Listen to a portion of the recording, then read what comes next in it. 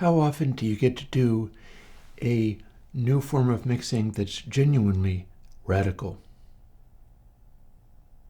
Hi, I'm Chris from Airwindows, and hey, you can do this.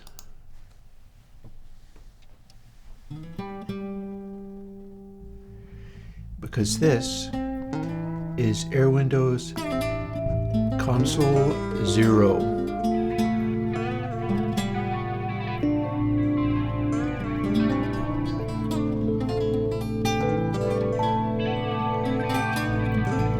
Have to explain what this is about, but for now, just listen as additional instruments come in.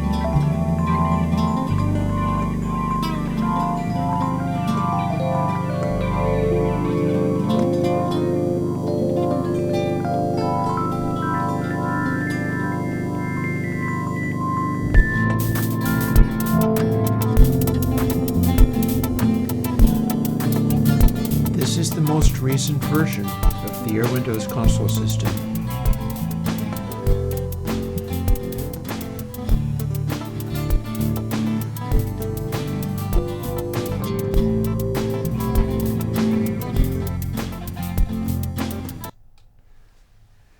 And here's what all of this is about.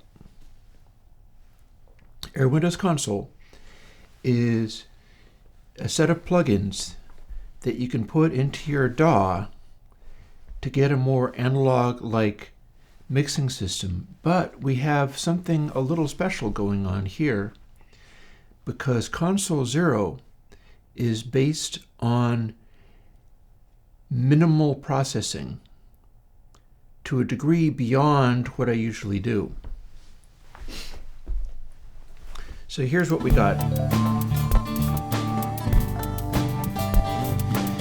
This is a mix framed in Console 0, but there's a catch. Check this out. It is a Rhodes, and here we have track 8, volume and pan.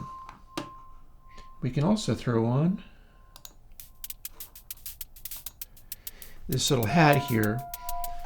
It's less sort of retro butt rock and more trap hat, but it's still part of the mix. Our volume and pan settings are entirely bit, shift, pan. Here's our hat. It changes in 6 dB increments only.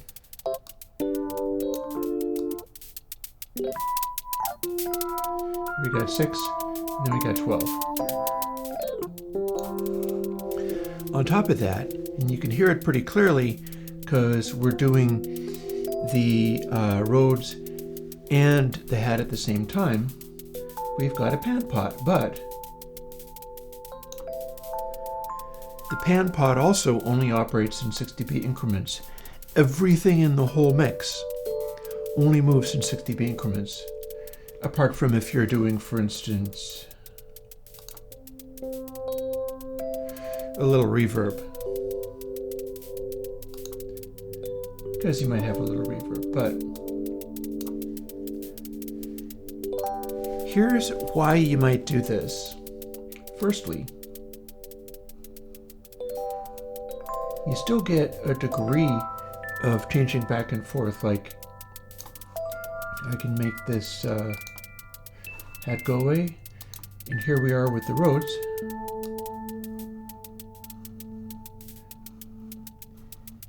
And we can, in fact, move the Rhodes back and forth.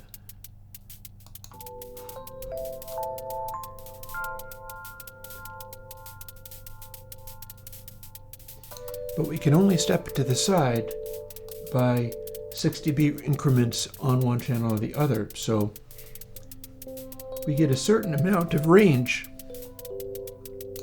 from hard left or hard right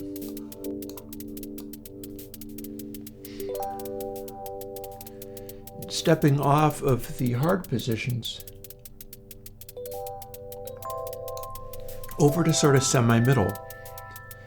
But then you go back to the centered position, and that is direct center. So it's a little bit like an LCR pan scenario.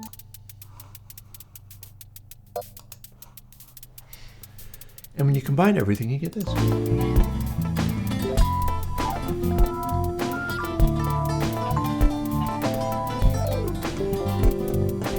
Now, what I'm going to want to draw your attention to is the amount of space in here. In fact, we can take out some of the reverb space, and now we're hearing only the dry tracks.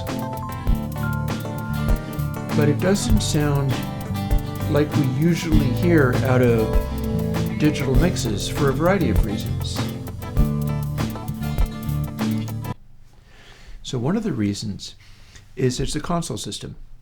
That means each of the channels are distorted going into the mix bus and then anti-distorted coming out of the mix bus. Doing this causes the interaction between tracks to be kind of canceled out in a way. That's how all of the console systems work. I've been doing lots of these. They all sound a little bit different. Most recent one is Console 8, which is pretty slick and started out with a complicated multi-stage with submixes. There's also simpler versions such as Purist Console and Purist Console 2. Purist Console 2 adds filtering. This is a little bit different in that what we've got on this version of console is the simplest saturation and anti-saturation equations that I could possibly do. Now that is to say simplest in terms of math operations. I can do a smoother saturation and anti-saturation. It's very simple. What you do is you use the sine function, and I believe it's the arcsine function, which is the inverse. If you do that, you can make a version of console which works on the interaction between channels, the interaction between multiple tracks when they're playing at the same time. But if you have the one track playing, the channel and bus processing will cancel each other out and give you back the original track again. That's not what Console 0 does. Console 0 is using a algorithm that pretty much does nothing but apply the input in again, and the divide that it does to apply this is a factor of 2. It's divided by 2. That means even the algorithm that I'm using for saturating and anti-saturating is bit shift gain. So I'm building it right into the equations for my saturation now in only this version, although I have other stuff in the works. What you get out of that is something a little bit unusual. When we run a sine wave through this, it generates a series of harmonics rather than the very simple only one harmonic that you get out of a sine algorithm. And when you anti-saturate it again, it doesn't take all the harmonics away. So what we're technically hearing is something that changes the sound even when you've got nothing else going on. You run through the channel and the bus, and it applies a sound, but it also does this with the few. I think I ended up working out that not counting the shifting of bits, which is a function of the processing that does not touch the mantissa of the equation, I've got like 8 math operations from the individual sound. For instance, let's put on an individual sound. The raw capture of that is going from the converter that I captured it with. No changes, no alterations, no gain trim even. from the beginning of the mix to the output of the mix with about 8 math operations. Console 8, you'd be seeing, it would be in the thousands most likely. And that's not even counting, you could have no reverb in a Console 8 mix with all the submixes and stuff, and you might still be in the thousands of math operations. I do my best with that stuff, but I wanted to see what you'd get if you had just the ultimate clarity of nothing touching the mantissa of the variables at all with filtering. So here's the trick there, and this is the final catch of Console 0. And how you get this with alias and suppression filtering, kinda.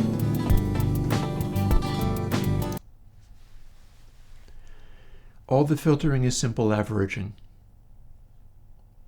Every step of the way, every channel, and the bus. Everything that is being done to suppress aliasing in the calculations, because these simplest possible, the harmonics that are added by the saturation and anti-saturation are subject to aliasing. You got to get rid of the super crazy high pitch harmonics in order to not have them alias back down into the audible range again. So we're just using averaging. Taking the two most recent samples on any of these tracks, and the output is those combined together divided by 2. Because hey, divided by 2 means you haven't changed the mantissa. And we're not touching and recalculating using math operations so much as you might otherwise do. So that means that you have to run this at 96K as we're doing in this example. You can run it at 44.1K if you want. It's just going to be real dull. Sorry. You need to use something like Console 8 if you want to have it designed so that you can use it at lower sample rates. And pretty sure if I'm remembering correctly, if you use Console 8 at a lower sample rate, it ignores the filtering. Doesn't even try to get rid of the aliasing because it's not designed to pretend to be able to deal with a scenario like that. It's also designed to run at, say, 96K. It's a good working resolution is 96K. If you wanted to get really fancy high frequencies out of Console 0, run at 192K. Because one thing about this, and you might be able to hear it in some of the sounds, for instance, that is a Farfisa organ. It's a raw capture of a Farfisa organ, the lower manual, with just the read output. This has so many upper harmonics. It is a very high frequency generating thing. And you can hear it in the mix even when it's this quiet. And that's kind of how you do it. And the reason you can do this at high sample rates is that Console 0 is about the most CPU-friendly version of Console you could ever possibly have. I mean, I guess I could leave off the filtering, but it's better to include all the factors of the processing. And so you can get this sound the way it's designed, as long as you mix using the way it's meant to be mixed, at 96K, very easily and simply, because it shouldn't really hit your CPU very much. There's not much to it. The gain's very simple, pan's very simple. Everything works as the system intends to be used. It's not putting pan after the channel or anything like that.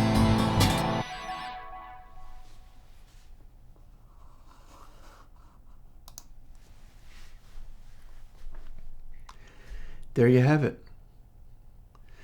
So what you'll need to do, if you want to use Console 0, run at 96K, or you can run at 44.1K if all of your sounds are really dull. Go for a retro kind of 50s or something sort of thing, and it'll naturally lend itself to that.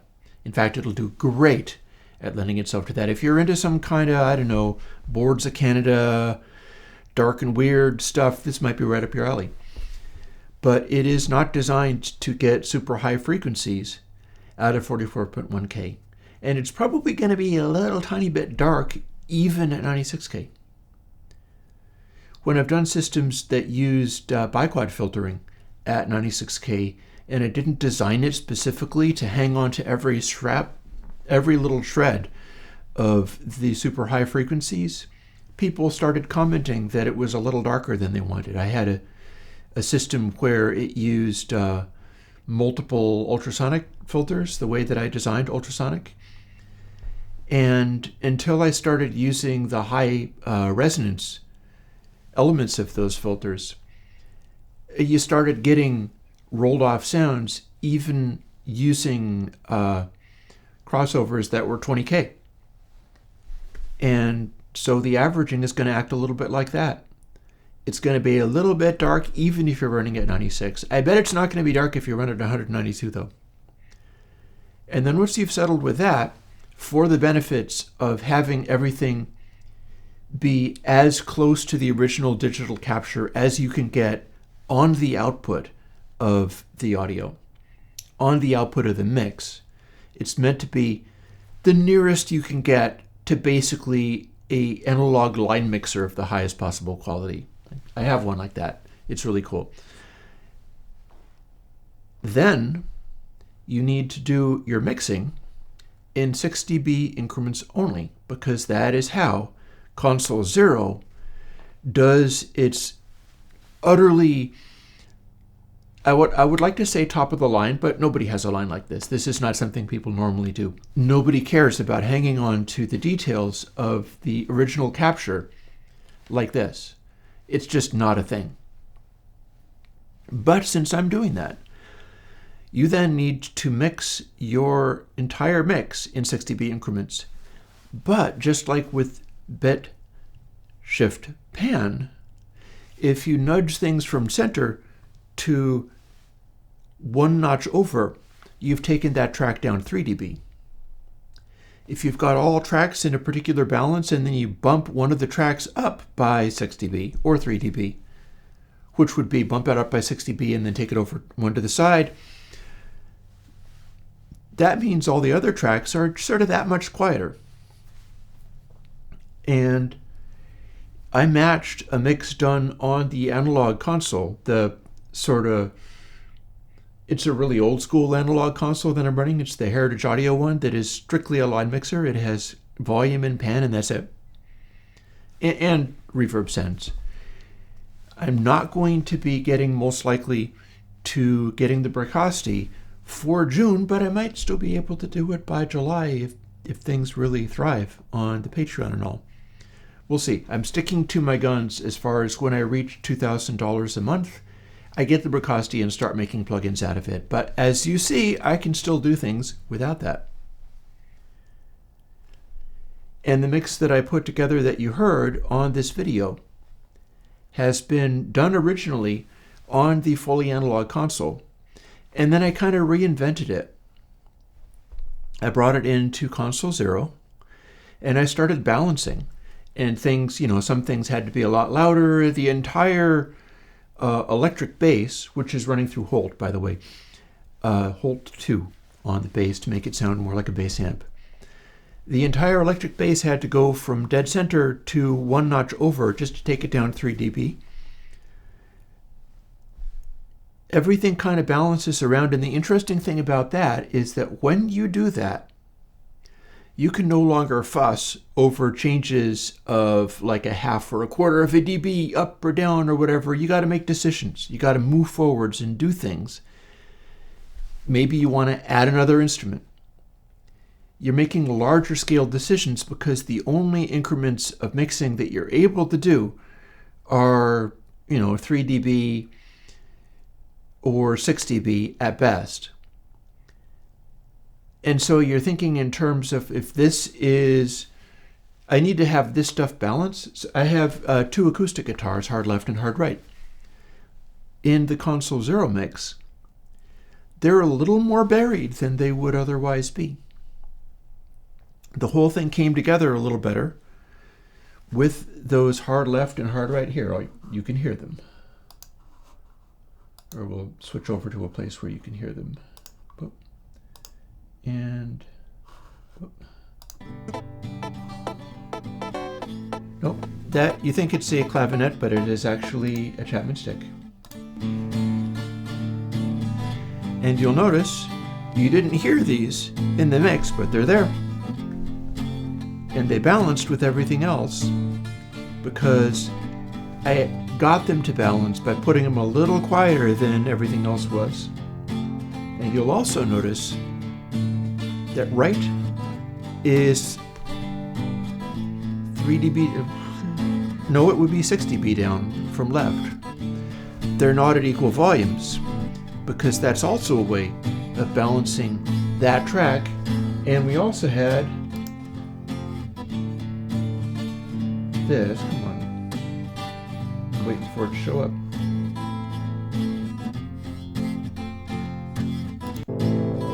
There we are.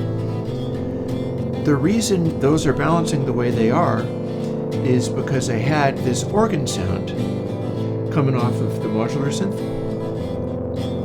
And that sat way over onto the right in order to balance with the amount of depth and heaviness that it had, as well as the electric bass sitting kind of more onto the left.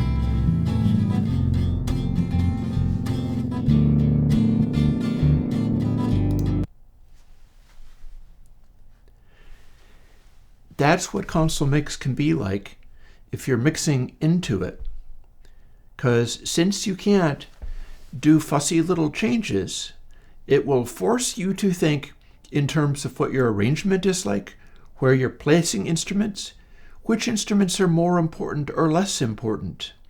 You don't get to do sort of the soothe and auto balance of all of the sounds, have all of the frequencies, all at the same level, and then you got to make them all balance in the same way, and then run things into a lot of submixes. And no. This is a little different. You don't have to like it. It's a little too radical for people to just straight up like, I think. But some people are going to like it. And if you try it, it will force you to mix and produce music differently. I don't know, I kind of hope you do like it. If you don't, I don't mind, because obviously this is a more radical approach. I'm still working on things like the studying the classic consoles of yesteryear. I recently worked out that not only was Abbey Road and Dark Side of the Moon done on the TG 1, 2, 3, 4, 5 console. I think I've been saying it as 1, 2, 3, 4. Guess what? I'm pretty sure Ummagumma and Atom Heart Mother were also done on that console because it's correct for the time, and I feel like I hear the sound signature. And you know what? I absolutely love Ummagumma's live album. So that might furnish more audio references that I can use to dial in something where it won't be limited to 6 dB increments or whatever, and I will be able to make the console system that really gives you like the EQs and the balance and the tone of that. I need to do some more studying, because to do that I have to work out which of the various approaches to console give me a summing bus behavior that is most like what the real one had. And that Abbey Road TG console is more gluey than some of the other ones I'm looking at. For instance, the Trident Day range also has loads of glue, but not nearly as much as the Abbey Road one. The Abbey Road one is just really intense. And if you move on to the Neve consoles, those were often designed with way fewer transformers between stages in the signal path, and so those wind up stepping a lot more towards what the digital world acts like, meaning that I can emulate and simulate that kind of stuff as well. I've been getting lots of reference audio off of my vinyl records, and yeah, life's interesting, and I hope you have some fun with Console Zero. And I'll talk to you later. Bye-bye.